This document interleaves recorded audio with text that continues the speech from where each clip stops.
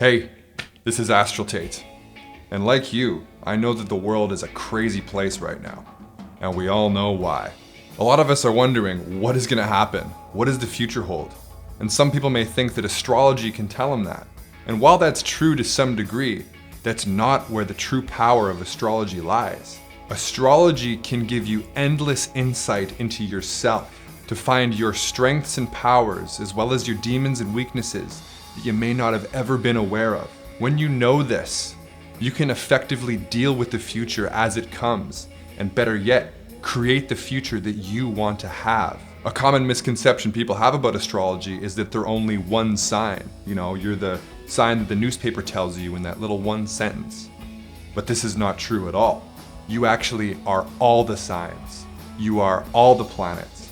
And when you learn about these, you are all the houses too, rearranged in a specific order that is only repeated every 20,000 years. I got into astrology because ever since I was little, I was always curious about what mysteries were there in the world and what was laying beneath the surface level of reality. Several years ago, I worked as a passport renewal clerk where I spent countless hours reviewing people's passport applications.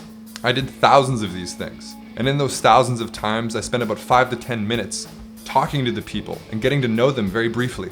When I had the chance, I would look up the qualities of the zodiac because that was just something I was curious about at that time. And then I noticed that people born between May 21st and June 21st were usually very talkative, excitable, and full of energy, which was the qualities of Gemini that I was reading. People born between December 22nd and January 19th, Capricorn, were usually very serious, stern, but deliberate in their nature.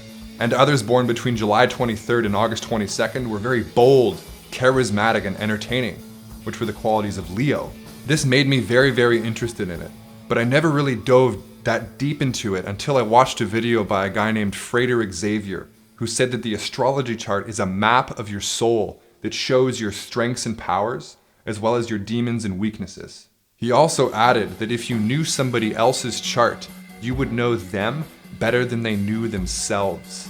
And while this was pretty interesting to me, I was thinking, if I can know somebody else better than they know themselves, does that mean that I can find something about myself that I've never known about myself? As I continued to watch this video, I realized that that was exactly the case. And I literally jumped with excitement, like I literally jolted out of my chair. And I spent an all-nighter reading, learning, and watching more and more videos about astrology. This developed into an absolutely insatiable obsession with it that made me want to learn it inside and out. I found that the symbols of the signs and the planets absolutely mesmerized me. They reminded me of the Pokemon Silver game that I played as a kid, where there was this secret temple that had all these mysterious symbols written all over the walls. And as a kid, I just pondered over their meaning and what they meant. But what made me so excited was that astrology was based in reality, and it was something that millions of people across countless cultures for thousands of years have practiced for that very same purpose, to know more about themselves. This was at a point where I was working at the liquor mart, which was a job that I hated because I knew I was just selling poison to people. But in my spare time there, I would draw the symbols on little bits of receipt paper on my breaks and just ponder over the meaning of them and what my personal symbols meant. Eventually, I left that job and I got an amazing opportunity to teach guitar and ukulele at the school that I learned how to play guitar at, Marshall's Music. This was something that I actually loved to do, and it coincided with my newfound love of astrology and my newfound growing love of myself through it. I continued to read, learn, watch videos about it, and consume as much information as I possibly could. And I not only did it for that, I did it for fun. It was literally just so enjoyable to do that. I discovered that my sun was in a particular position that perfectly reflected my curious nature as a kid that always wanted to discover the mysteries of life and what was lying hidden beneath the surface level of reality. I also discovered that my moon was in a particular position that perfectly reflected my harmonious and balanced personality that could basically get along with anybody. I also learned that I had a particular aspect between Mercury and Mars, which made me a very passionate speaker and a very good person to debate things with. But if I was not able to get my point across, I had the potential to explode with anger, which I've done and I kind of regret. But I also found out I had another aspect between Venus and Mars, which meant that I had the ability to create beautiful things very naturally and almost effortlessly.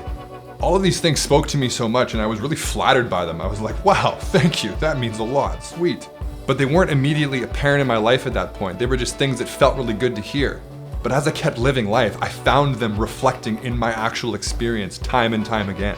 It got to the point where every day I was discovering something new about myself based on my chart, and it continuously fascinated me and made me feel so good. I then got another amazing opportunity to actually do readings for people at Whole Touch Natural Wellness and Spa. I loved doing them. I loved seeing the powerful effect it had on people. It made them calmer, happier, and it created this spark within their eye that showed that they were discovering what they were here on Earth to do.